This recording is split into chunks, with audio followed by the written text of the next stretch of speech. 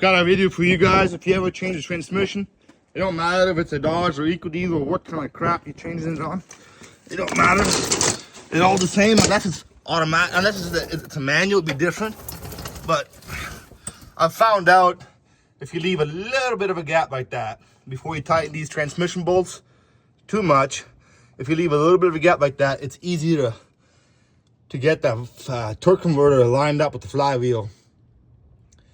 Because I had it, this is the second time I've done it on these trucks, that if I will bolt these together tight, I can't really turn the flywheel with my finger. You got to get in there to turn the torque converter with your finger to line up the two bolts. And I can't turn them if I leave a little bit of a gap like that. Then it's easy to turn them. I know you guys would like, oh, you got to push your torque converter in all the way. It's all the way in. It's just, it works best. Like, it's got a little bit of shaft that lines up. And if it's a little bit loose like that, that shaft is loose. Because when I pull the transmission off, the torque converter wanting to stay on the flywheel because the shaft that goes into the crankshaft, that's where it kind of binds. If you leave a little bit of a gap, it is a lot easier. I have noticed it on 2 different transmissions already. Some of them you'll get lucky, but all of a sudden you have these 2 bolts, you have it bolted together, and you can't get to turn that, go and unloosen it.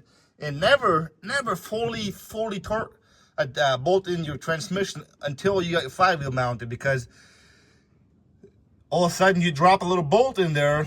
I've never done it, but I've heard people do it. All of a sudden you drop a little bolt in there and it goes all the way down there, or like, which these don't have a plate there, so transmission would have to come off. That's why I always put 2 good bolts in to hold the transmission, and then bolt the flywheel on first, the torque converter to the flywheel, which I'm done now with it. So now I'm going to put all the bolts in, tighten it all nicely, bolt the transfer case to it, and I'm just going to completely finish this, and then I'm going to go put the starter on, and then we're going to be done.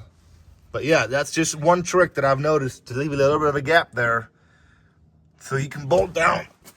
So you can, because you got to get in there with your fingers and somehow play with it to get the torque converter to line up with the bolts on the flywheel. And if you tighten it down, sometimes, it's not saying it's always be like that, but sometimes it's going to be a pain to line that up.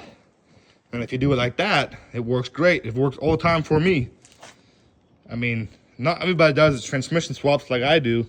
I wasn't doing the transmission, I was doing the flywheel bit, the reluctor wheel between there, which we're getting the shop going. We got the shop built, we're just waiting for the pad, and then we'll have a lift, and then all this pain will go away.